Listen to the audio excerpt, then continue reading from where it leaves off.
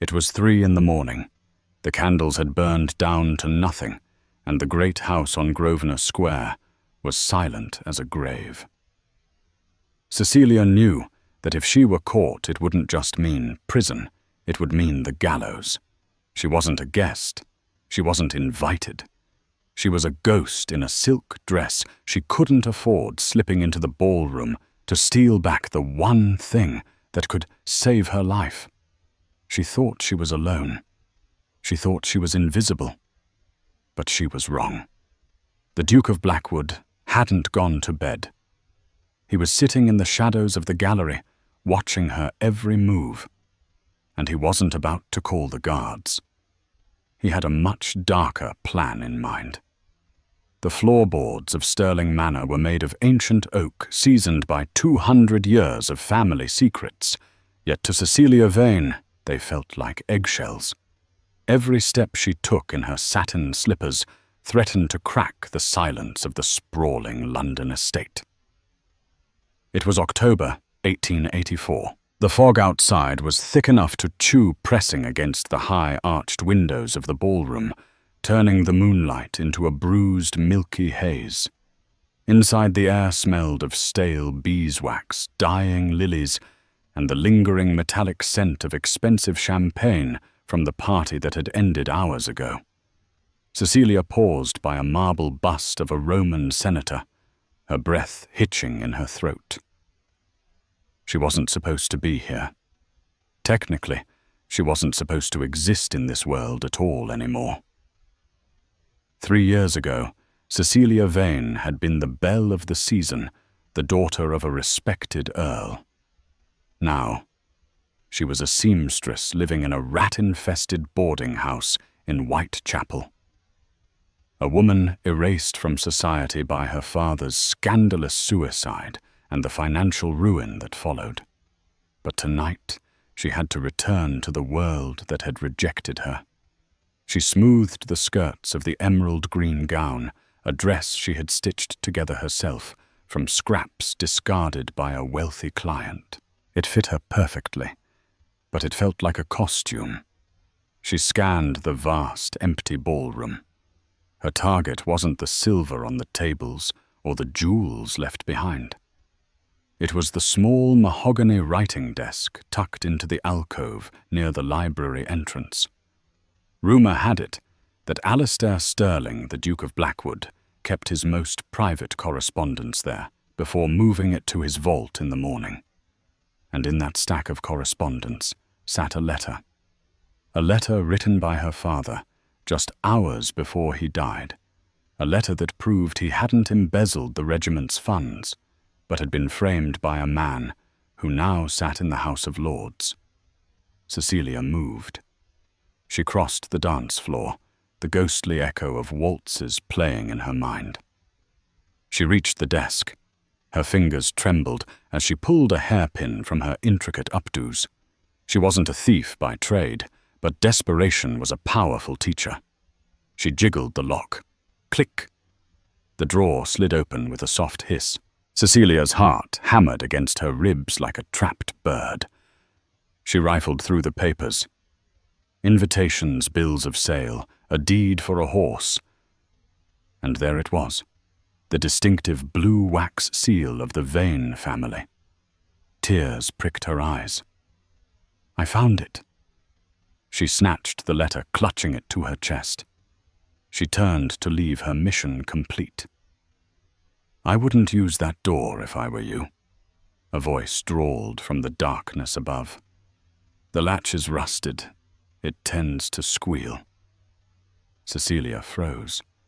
The blood drained from her face so fast she felt dizzy. She looked up toward the gallery that overlooked the ballroom, a shadowy balcony usually reserved for musicians. A figure detached itself from the gloom. A man. He was tall, leaning casually against the railing, a crystal tumbler of amber liquid in one hand.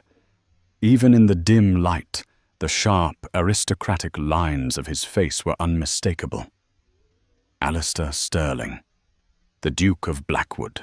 He was known in London society as the Frost, not just for his piercing, pale blue eyes, but for his absolute lack of warmth. He was a man who ruined businesses with a signature and broke engagements without a blink. "Your Grace," Cecilia whispered, her voice barely audible. "Keep the voice down, Miss Vane." Alistair said, his tone conversational, as if they were discussing the weather and not a felony in progress. "The butler sleeps lightly, and he has a terrible temper." He turned and walked toward the spiral staircase, descending slowly. Every step he took was a hammer blow to Cecilia's composure. She should run. She should bolt for the terrace doors. But her legs refused to move. Alistair reached the bottom of the stairs and walked toward her. He was larger than he appeared in the gossip columns, broad-shouldered, imposing, radiating a terrifying, controlled power. He stopped 3 feet away from her. He smelled of sandalwood and cold rain. "I thought you were dead," he said simply. He didn't sound surprised. He sounded intrigued. "I might as well be," Cecilia replied, her chin lifting instinctively. Even in poverty, she hadn't lost her pride. "If you're going to call the constable, do it now. I won't beg." Alistair took a sip of his whiskey, his eyes scanning her face, then dropping to the letter clutched in her white-knuckled hand. "You broke into my home, bypassed my footman, and picked a lock that cost me 50 guineas to install. And you did it all in a dress that, while lovely, is clearly made from last season's remnants." Cecilia flushed. "The dress is none of your concern. On the contrary, I admire the resourcefulness." He held out his hand, palm up. "Give me the letter." "No." Cecilia stepped back. "It belonged to my father. It proves his innocence." "It proves nothing if you are arrested for burglary." Alistair countered, his voice dropping an octave, becoming harder.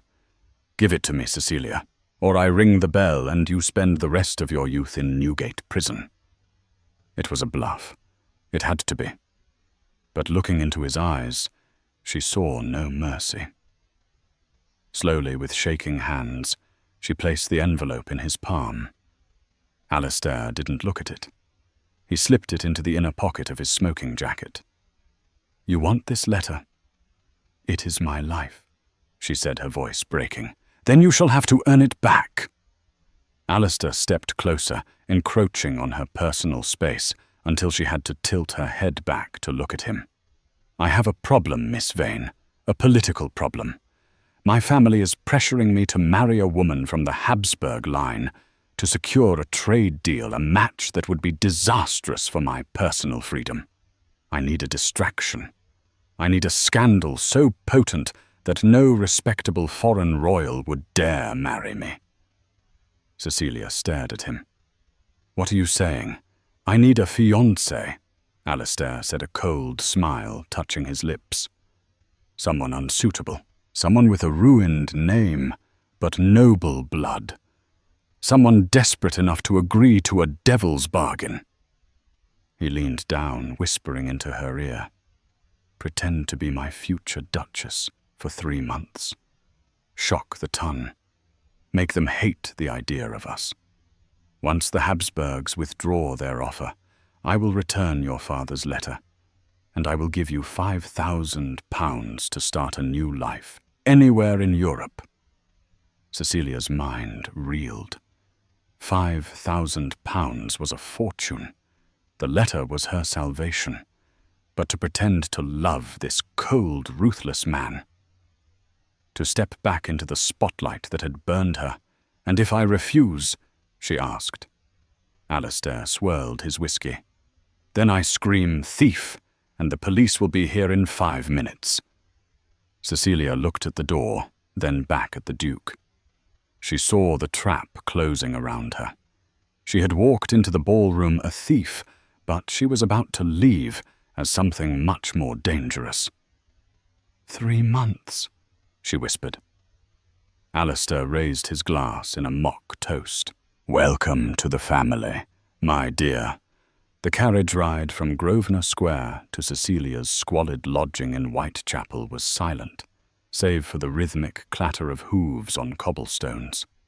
Alistair had insisted on escorting her back, claiming that his future Duchess could not be seen hailing a hackney cab at 4:00 a.m.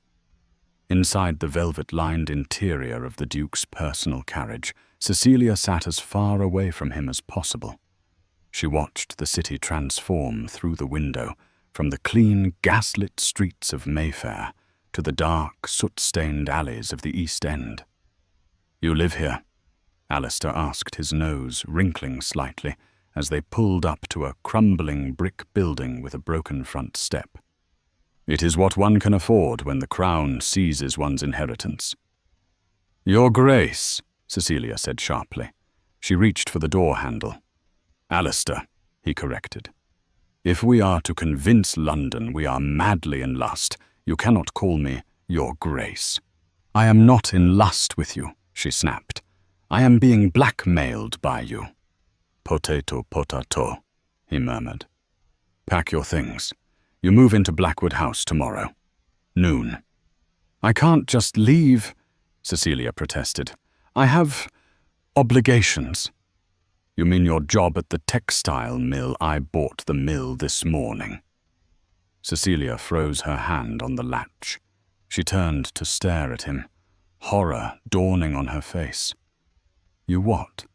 "I couldn't sleep." Alistair shrugged. "I looked into your background before the party. I knew you were working there. I bought the deed at 1:00 a.m. from the owner who was heavily in debt to me. You are fired, by the way. So you are free to move in." "You are a monster," she breathed. "I'm efficient," he replied, his eyes flashing with something that looked dangerously like amusement. "Tomorrow, noon. Don't be late, Cecilia." The next day, London exploded. The morning papers didn't carry the news yet, but the whispers had started.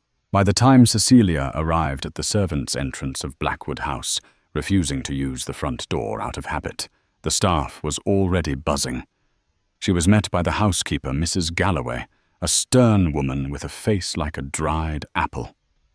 "The Duke is expecting you in the blue drawing-room," Mrs. Galloway said, her eyes scanning Cecilia's worn grey dress with open disapproval. "He has ordered a bath drawn for you immediately after." Cecilia held her head high. "Thank you, Mrs. Galloway." She was led through the house, a place of intimidating grandeur. Portraits of sterling ancestors stared down at her, men with cruel eyes and women with tight lips. She wondered if she would end up like them, trapped in a gilded frame, unhappy and cold.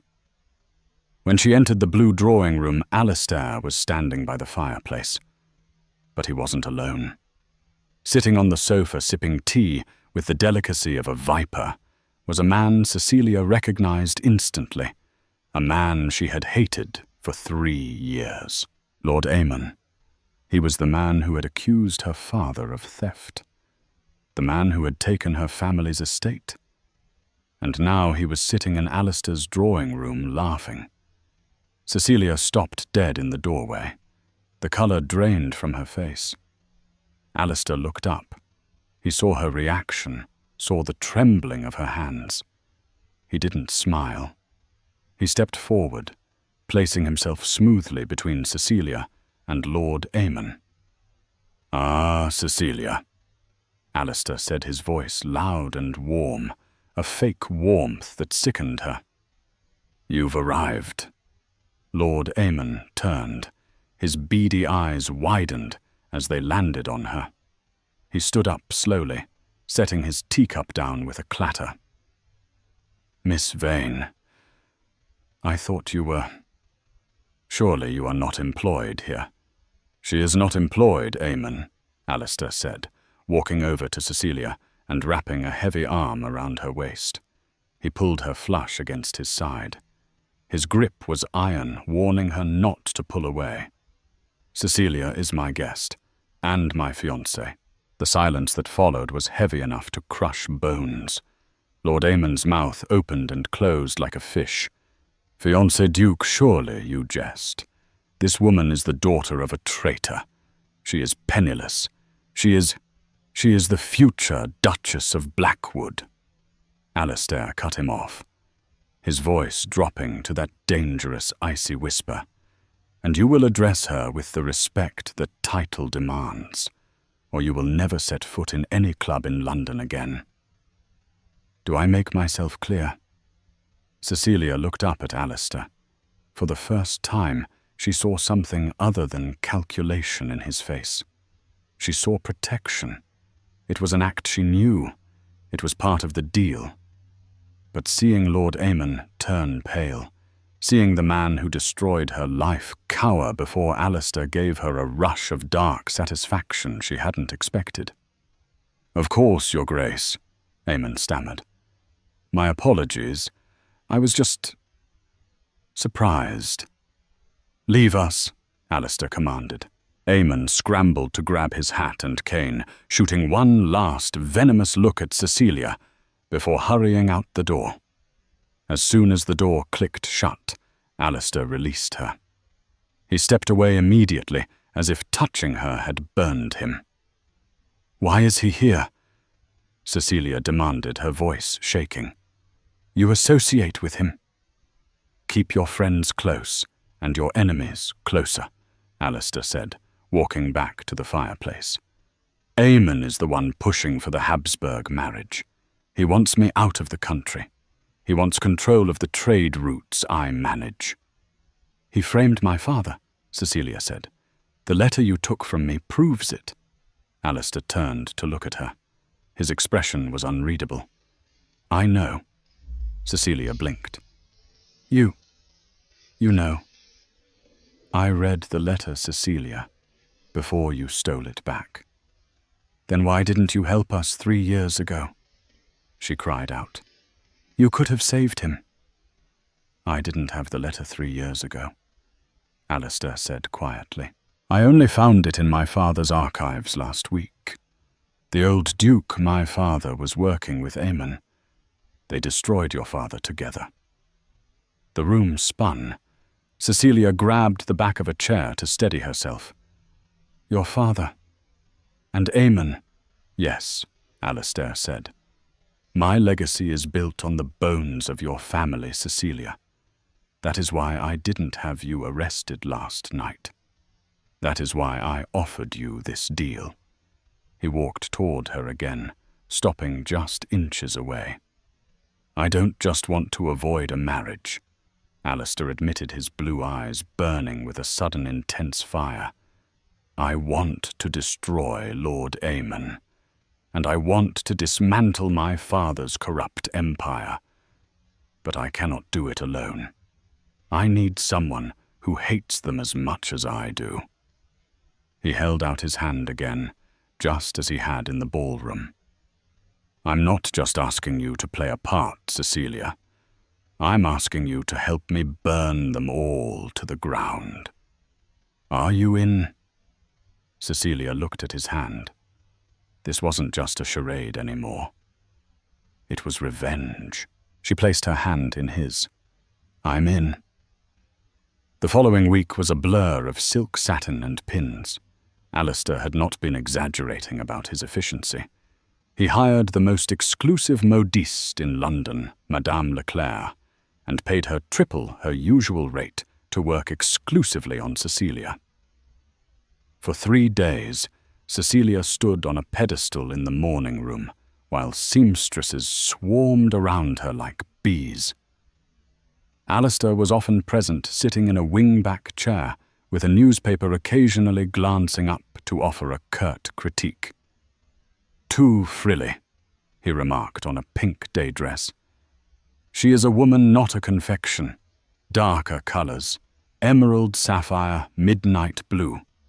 Colors that command attention, not beg for it." Cecilia, her mouth full of pins which she wasn't supposed to hold, but old habits from the factory died hard, glared at him. "I can speak for myself." "Not until you look the part," he replied without looking up from his paper. but there were moments when the mask slipped. On the third afternoon, Madame Leclerc draped a gown of heavy, crushed blue velvet over Cecilia. It was cut low, scandalously so, by the standards of a debutante, but perfect for a woman who was supposed to be a temptress. As Cecilia turned to look in the mirror, she caught Alistair staring. His newspaper lay forgotten on his lap. His gaze traced the line of her throat, the curve of her waist, and the sweep of the velvet train. For a second, the room felt devoid of air.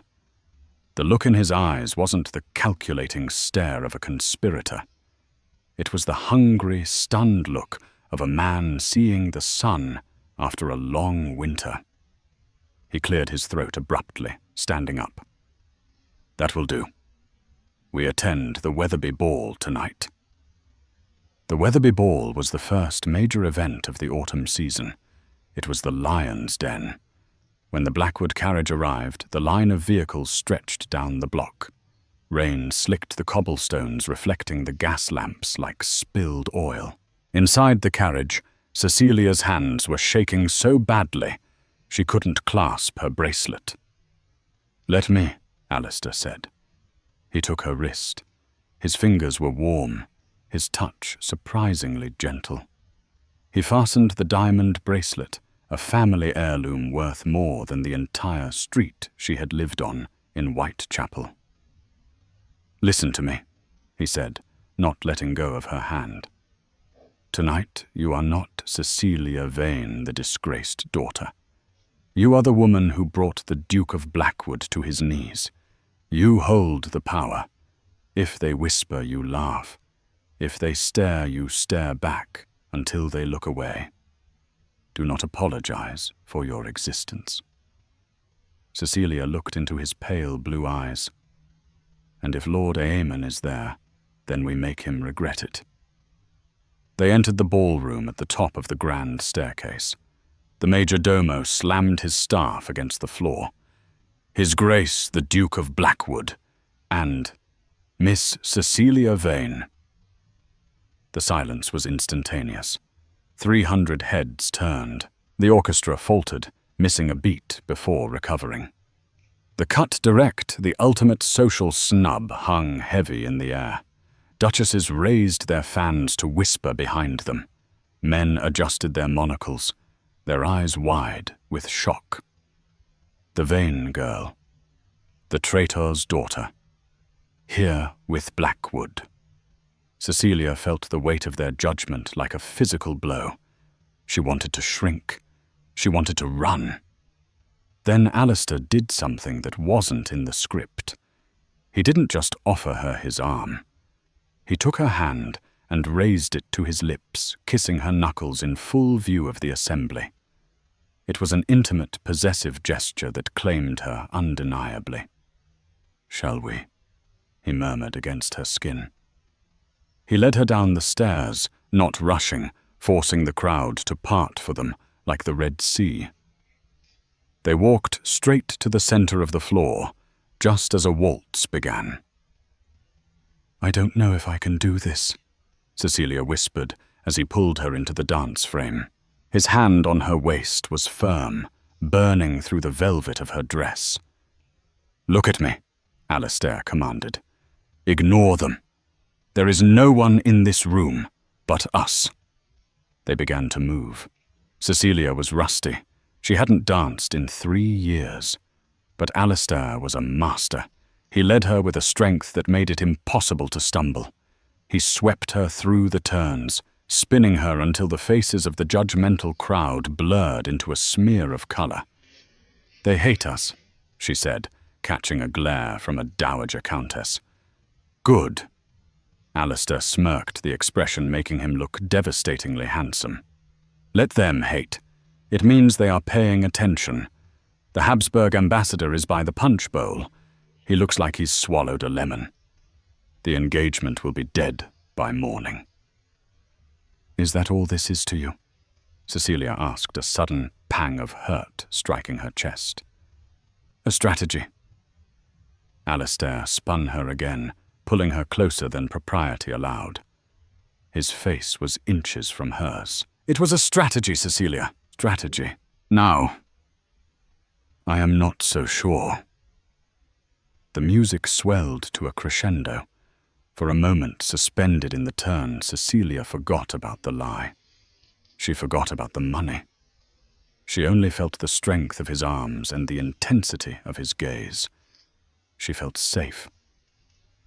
As the music ended, they stopped, chests heaving slightly. Alistair didn't let go immediately. "Well done," he breathed. Before she could reply, a slow, mocking clap broke the spell. Lord Aemon emerged from the crowd, a glass of champagne in hand, a circle of sycophants trailing him. "A touching performance," Aemon sneered, his voice carrying over the murmuring crowd. "Truly, to see the illustrious Duke of Blackwood dragging a gutter rat across the floor, it is a spectacle for the ages." The room went deathly quiet. Cecilia stiffened. This was it. The humiliation. Alistair released her waist and turned slowly to face Aemon.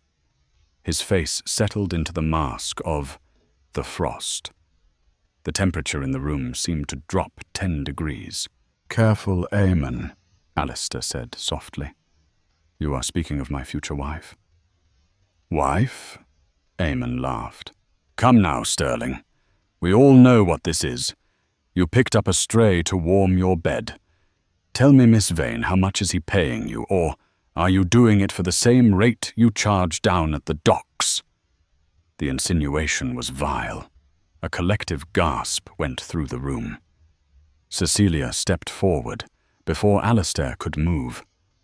The fear evaporated, replaced by a cold, white-hot rage, the kind of rage she had honed in the freezing nights of Whitechapel. She walked up to Lord Aemon until she was toe-to-toe with him. "You speak of gutters, my lord," Cecilia said, her voice ringing clear as a bell. "But you are the one standing in the filth of your own creation. My father died with his honor intact. You live with no honor at all. I would rather be a beggar with a clean soul than a king with blood on his hands." She picked up a full glass of red wine from a passing waiter's tray. "And as for my rate..." She threw the wine into Aemon's face. The dark red liquid splashed over his pristine white shirt and expensive cravat, looking like a gruesome wound. "It is higher than you can afford." Lord Aemon spluttered, blinded and shocked. The crowd erupted into chaos. Alistair was at her side in an instant. He wasn't angry. He was grinning a genuine feral grin of triumph. He took her arm. "I think we've made our point, my dear," he said. "Let's go home." They walked out of the ballroom, leaving a stunned society and a wine-soaked villain in their wake. As they reached the carriage, the adrenaline crashed and Cecilia started to shake again. Alistair pulled her into the carriage and shouted for the driver to move. As soon as the doors closed, he grabbed her shoulders. "That," he said, his eyes blazing, "was the most magnificent thing I have ever seen." And then he kissed her. It wasn't a polite peck. It was a collision. He kissed her, with the force of the storm outside, hungry and desperate. Cecilia froze for a heartbeat, then melted, wrapping her arms around his neck, pulling him closer. The line between the lie and the truth didn't just blur. It vanished. The kiss haunted Cecilia. The next morning, the sun streamed into her bedroom at Blackwood House, illuminating the silk sheets and the mahogany furniture. But Cecilia felt exposed. She sat up, touching her lips. It hadn't happened, she told herself. It was the adrenaline. It was the acting. Alistair Sterling didn't love. He acquired. He strategized. And she was just an acquisition. She dressed quickly in a navy morning gown and went downstairs. The house was quiet, but the tension was palpable. She found Alistair in the library. He was standing by the window, staring out at the rain-soaked gardens. He didn't turn when she entered. "The Habsburgs have withdrawn the offer," he said, his voice flat. "The ambassador sent a note this morning. He was appalled by the display of vulgarity at the ball." "So's it worked," Cecilia said, halting near the door. "The deal is done." "Yes." Alistair turned finally. He looked tired. There were dark circles under his eyes. "You have fulfilled your end of the bargain. I have the money prepared, and your father's letter is on the desk." He gestured to the heavy oak desk. There sat a thick envelope of banknotes and the letter she had tried to steal that first night. Cecilia stared at them. This was what she wanted. Freedom. Vindication. She could take the money, go to Paris or Italy, and never worry about hunger again. But the thought of leaving made her chest ache. "You want me to leave today?" she asked softly. Alistair's jaw tightened. "It is what we agreed. Staying longer complicates things." "Because of the kiss?" she asked boldly. Alistair looked away. "Because Eamon will not stop at a glass of wine. He is a cornered rat now. He will come for you to get to me. I cannot protect you if you are here." "I can protect myself," Cecilia argued. "I proved that last night." "You have no idea what these men are capable of," Alistair snapped, slamming his hand against the window frame. The glass rattled. "They don't just ruin reputations, Cecilia. They arrange accidents. They burn down boarding houses. My father had a man killed because he wouldn't sell a piece of land. That is the blood that runs in my veins. That is the world you are playing in." He took a breath, composing himself. "Take the money. Go. Be safe." Cecilia walked to the desk. She reached for the letter. But before her fingers could touch it, the heavy double doors of the library burst open. Mrs. Galloway, the housekeeper, rushed in, looking pale. "Your Grace, I tried to stop them, but—" She was shoved aside by 2 uniformed police officers. Behind them walked a smug-looking man in a bowler hat, Inspector Thaddeus Grimshaw, known as Eamon's pocket watchdog, and behind him, limping slightly but wearing a triumphant sneer, was Lord Eamon. "Good morning, Duke," Eamon said, stepping into the room. "I trust we aren't interrupting a domestic dispute?" Alistair moved instantly, placing himself between the intruders and Cecilia. "Get out of my house, Eamon. Unless you have a warrant, this is trespassing." "Oh, I have a warrant," Inspector Grimshaw said, producing a folded paper. "But not for the house. For the lady." Cecilia's blood ran cold. "Me, Cecilia Vane," Grimshaw read. "You are under arrest for the theft of regimental funds, conspiracy to commit fraud, and—" he paused for dramatic effect— "the murder of Sergeant Thomas Miller." "Murder?" Cecilia gasped. "I don't even know a Sergeant Miller." "He was the clerk who discovered your father's embezzlement 3 years ago," Eamon said smoothly. "He was found dead in the Thames last night. But before he died, he apparently wrote a confession. He claimed that he didn't find the embezzlement.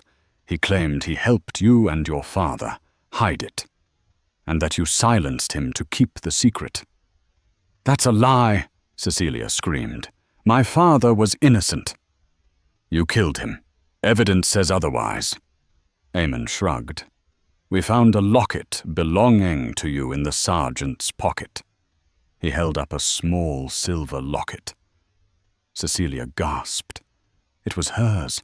It was the one she had pawned 2 years ago to pay for her mother's funeral. Eamon must have tracked it down and planted it.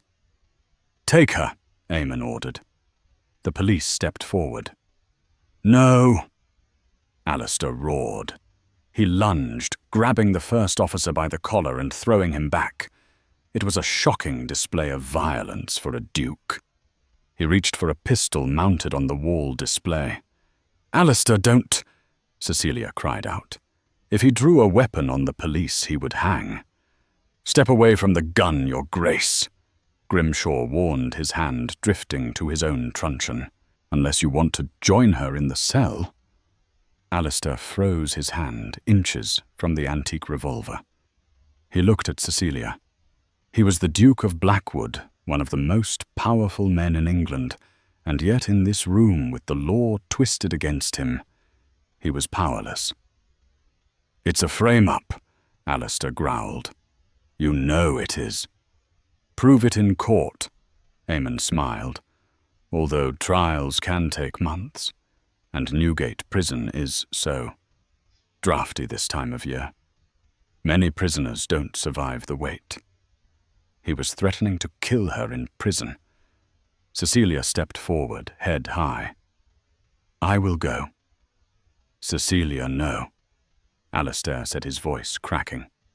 "I will go," she repeated, looking at Alistair, "because I am innocent, and because I know you will find the truth." She held out her hands. The officer slapped the cold iron cuffs onto her wrists. "A touching faith," Eamon mocked. He walked up to Alistair, leaning in close, so only the Duke could hear. "This is checkmate Sterling. You want her back. You sign over the shipping lines to me. You destroy the evidence against my associates. You become your father's son again. Or the girl hangs." Eamon pulled back, adjusting his wine-stained coat.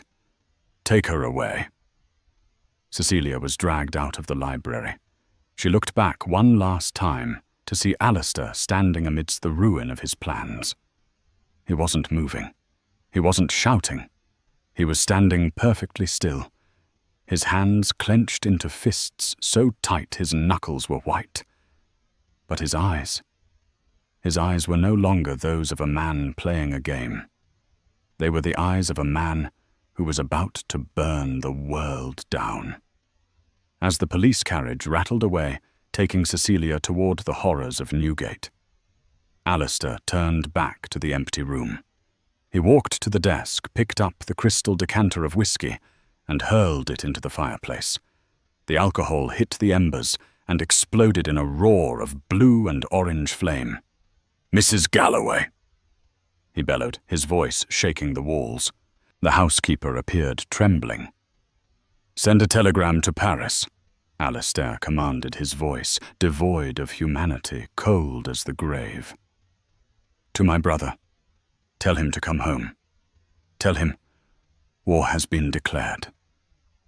Newgate Prison was not a place. It was a sensory assault. It smelled of unwashed bodies, damp stone, and despair. Cecilia sat in the corner of a holding cell that was designed for 2, but currently held 6 women. The straw beneath her was mouldy. The only light came from a barred window high up on the wall, letting in a sliver of grey, smoggy daylight. She had been there for 3 days. Her velvet dress, once the envy of the ballroom, was now stained with grime. Her hair, so carefully pinned by Madame Leclerc, hung in tangled strands around her face. But it wasn't the filth that broke her spirit. It was the noise, the constant weeping of a girl in the corner who had stolen a loaf of bread, the raucous laughter of a gin-soaked matron who had murdered her husband. Cecilia hugged her knees to her chest. "This is how it ends," she thought, "just like father." The heavy iron door groaned open. A guard with a face like a bulldog stepped in, banging his truncheon against the bars. "Vain visitor." Cecilia scrambled to her feet, her legs numb. Is it the Duke?" the guard sneered. "Duke? A fancy bird like you doesn't get dukes in here. It's your lawyer, or so he says." Cecilia was led down a dripping corridor to a small interrogation room. There was a table and 2 chairs. Sitting in one of them was not a lawyer. It was Lord Amon. Cecilia stopped in the doorway, her breath catching. "I want to go back to my cell." "Sit down, Cecilia," Amon said pleasantly. He placed a clean white handkerchief on the table as if to protect his sleeve from the filth of the room. "You look dreadful. The accommodations are not to your liking, Suond. What do you want?" she spat, refusing to sit. "I am a practical man," Amon said, inspecting his fingernails. "I do not enjoy unnecessary waste. You are young, pretty in a sharp sort of way. It would be a waste to hang you." He slid a piece of paper across the table. Beside it, he placed a fountain pen. "Sign this." Cecilia stepped closer, reading the text upside down. It was a confession, but not just to the murder of the sergeant. It was a statement claiming that Alistair Sterling, the Duke of Blackwood, had masterminded the embezzlement scheme years ago and had ordered the hit on the sergeant to cover his tracks. "You want me to frame him?" Cecilia whispered, looking up at Amon with horror. "You want to destroy him?" "He stands in my way," Amon said, his voice hardening. "He is too powerful, too arrogant. But a scandal of this magnitude, a duke ordering a murder, he would be stripped of his titles. He would be ruined. And I would pick up the pieces of his empire for pennies on the pound. And if you sign the murder charges against you are dropped. You become the Crown's witness. You walk free. I will even give you passage to America." Cecilia looked at the pen. It was a lifeline. She could live. She could escape this hell. All she had to do was betray the man who had bought her out of poverty, the man who had danced with her when the world turned its back, the man who had kissed her with desperate passion. She looked at Amon. "You think everyone is for sale?" "Everyone is for sale, my dear. It's just a matter of price." Cecilia picked up the paper. She crumpled it into a ball and threw it in his face. "My father wasn't for sale," she said, her voice shaking with rage. "And neither am I. Get out!" Amon stood up slowly, brushing the paper from his lap. His face was purple with fury. "Have it your way," he snarled. "The trial is tomorrow. I have bought the judge. I have bought the jury. By sunset tomorrow, you will be sentenced to hang by the neck until dead, and I will make sure Alistair watches." Meanwhile, in the library of Blackwood House, Alistair was pacing a trench into the Persian rug. The room was filled with smoke from his cheroot, though he had barely taken a puff. The door opened, and a man walked in. He looked like Alistair, but if Alistair was a marble statue, this man was the rough-hewn rock before the chisel touched it. He had the same dark hair, but worn longer.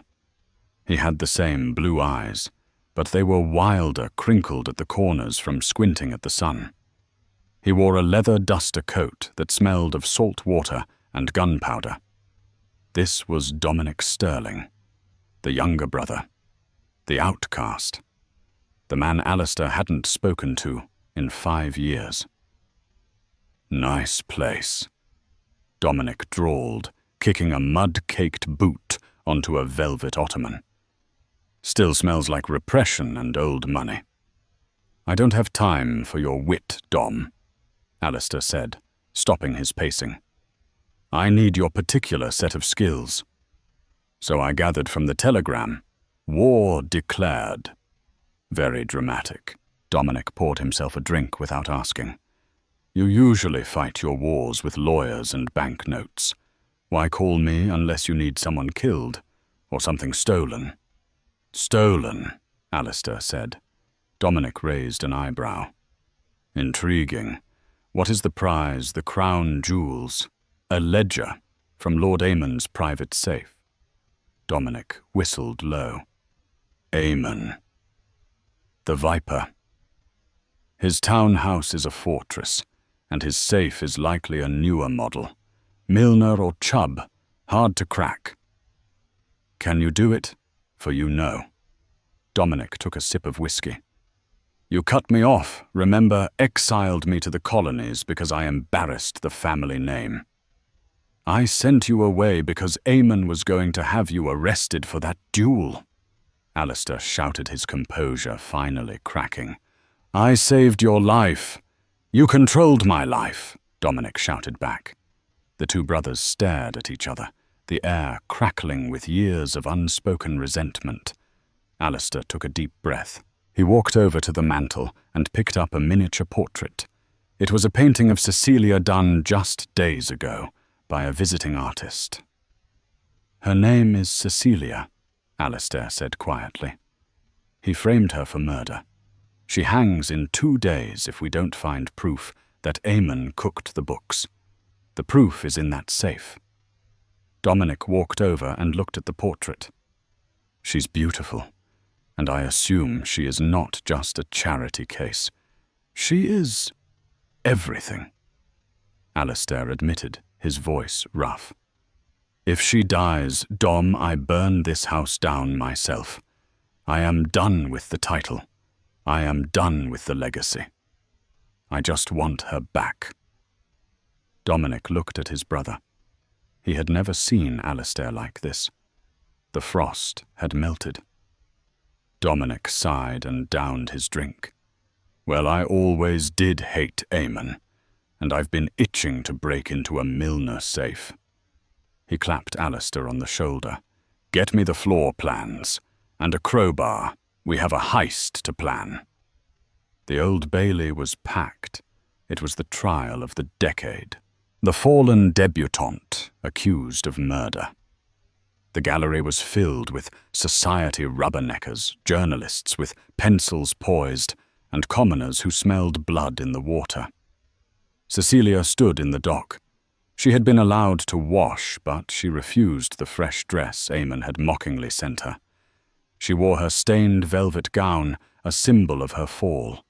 She stood straight, her hands gripping the wooden railing, her face pale but composed. The prosecutor, a man named Mr. Finch, who had a voice like grinding glass, was putting on a show. She is a temptress, Finch bellowed, pointing a bony finger at Cecilia. A woman of low morals who seduced her way into the Duke's home, and when the brave Sergeant Miller threatened to expose her family's past crimes. She killed him in cold blood. He produced the silver locket. We found this on the body, her mother's locket. The crowd gasped. Cecilia looked at the jury. 12 men. They looked bored. Some looked sleepy. She knew with a sinking heart that Eamon had paid them all. Does the defense have any witnesses? The judge asked. He was a red-faced man who kept glancing at his pocket watch, clearly anxious to get to his lunch. Alistair's lawyer, a nervous man named Mr. Thigpen, stood up. My lord, we are waiting for a key piece of evidence. We do not wait for miracles in this court, the judge snapped.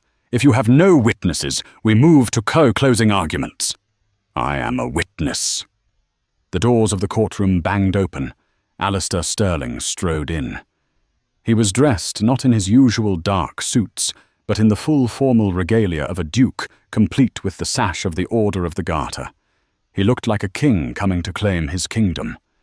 The crowd parted instinctively. Your Grace, the judge stammered, clearly intimidated despite his bribes. You wish to testify. I wish to speak the truth, Alistair said. He walked to the witness box, his eyes locking with Cecilia's. He gave her a microscopic nod. Hold on. Alistair took the oath. He turned to the jury. Cecilia Vane was with me on the night of the murder. Alistair lied smoothly. From midnight until dawn. Objection, Finch shrieked. The Duke is biased. He is her fiancé. I am a peer of the realm. Alistair roared, his voice silencing the room. And I tell you she is innocent. The man who killed Sergeant Miller is the man who paid for this prosecution, Lord Eamon." He pointed at the gallery where Eamon sat looking smug. "That is slander." Eamon stood up. "Arrest him. Order, order." The judge banged his gavel. "Your Grace, unless you have proof. The proof is coming." Alistair said, his eyes darting to the clock on the wall. "Where are you, Dominic?" "Across the city." Dominic Sterling was currently hanging upside down from a rope 3 stories above the pavement. He was dangling outside the window of Lord Eamon's study. The glass was cut. He swung himself inside, landing silently on the carpet. "Easy peasy," he muttered. He went to the painting of Eamon's ancestor above the fireplace. He swung it aside. There was the safe. A Chubb detector lock. Nasty business. Dominic pulled out a stethoscope and a set of fine picks. He pressed the stethoscope to the steel door, turning the dial with agonizing slowness. Click, click. "Come on, you old rusty bucket," Dominic whispered. Outside, he heard heavy footsteps. The guards. He had timed their rotation, but they were early. Click, thunk. The handle turned. Dominic swung the heavy door open. It was packed with ledgers. He grabbed the ones marked 1881, 1884, regimental accounts. He flipped one open. There it was. Eamon's signature authorizing the transfer of funds to a private account in Switzerland, and a note in the margin's frame vein, if inquiry begins. "Got you," Dominic grinned. The door handle to the study rattled. "Did you hear that?" A guard's voice came through the wood. Dominic shoved the ledger into his satchel. He ran to the window. The door burst open. 2 guards with pistols rushed in. "Hey!" one shouted.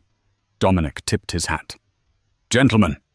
He dove out the window just as a bullet shattered the frame where his head had been. He slid down the rope, burning his hands, and landed in the alleyway where a horse was waiting. He vaulted onto the saddle and kicked the horse into a gallop. To the Old Bailey move.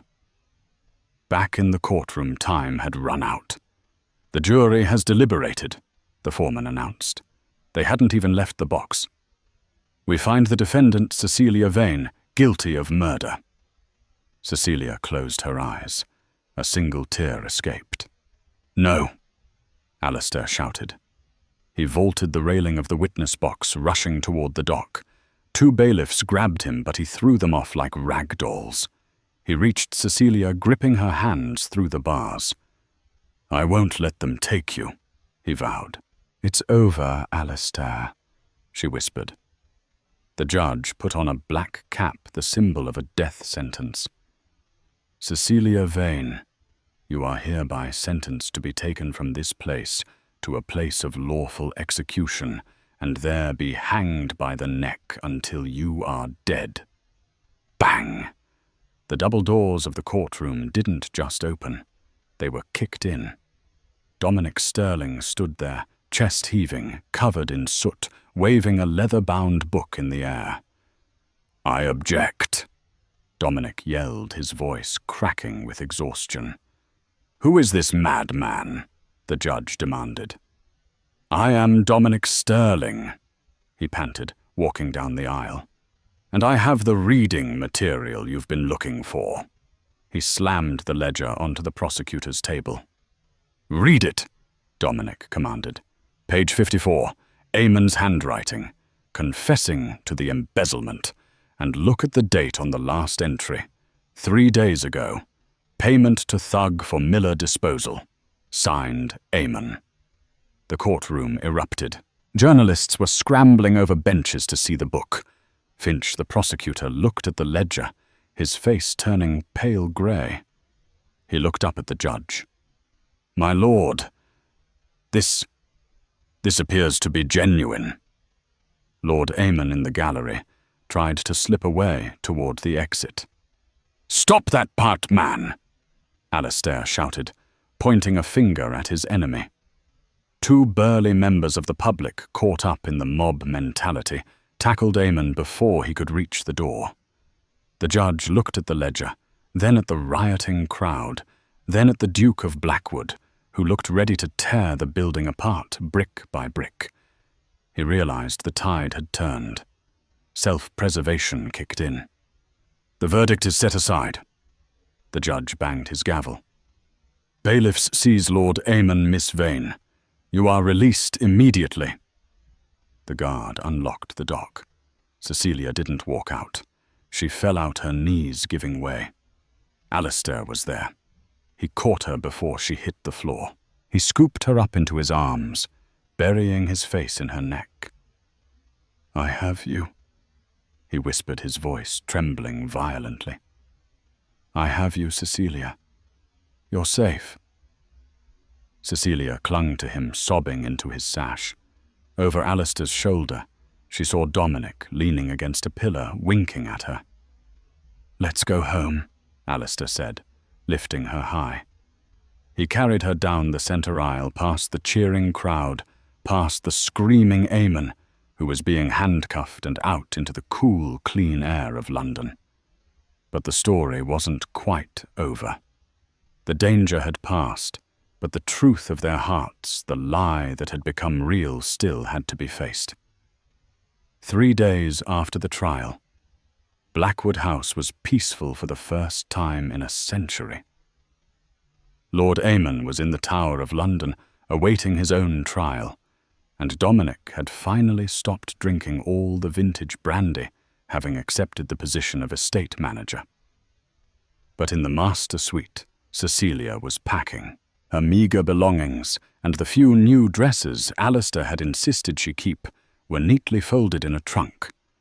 The contract was fulfilled. She had the money.